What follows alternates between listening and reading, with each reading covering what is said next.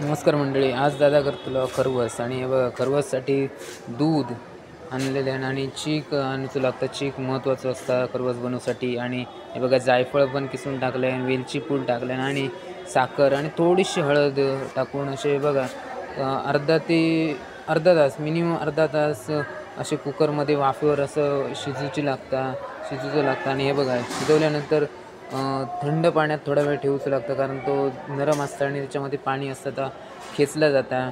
आणि नंतर हे बघा पंचसारखं मस्तपैकी असं लुसलुशीत खरवस तयार झालेलं आहे. आणि थोडा वेळ म्हणजे मिनिमम अर्धा तास तरी फ्रीजमध्ये ठेवूचंच लागतं.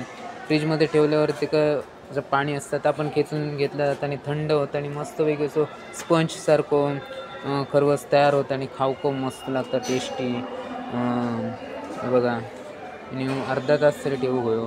बघा आता ठेवल्याच्या नंतर हे बघा अर्ध्या तासानंतर खरवस तयार. आणि हे बघा दादा आता छोटे छोटे असे छोटेसे चौकोनी असे तुकडे करता, म्हणजे ते काढू को बरे. आणि हे बघा मस्त आणि वेलची पूड टाकल्यामुळे आणि स्वादिष्ट होता.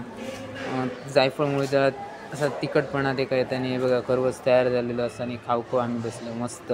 वाव, छान. तोंडात पाणी तर सुटलंच, आपण मस्त टेस्टी पण झालेलो हा खरवस. चल येवा मग खरवस खाव, तुम्ही पण ट्राय करा.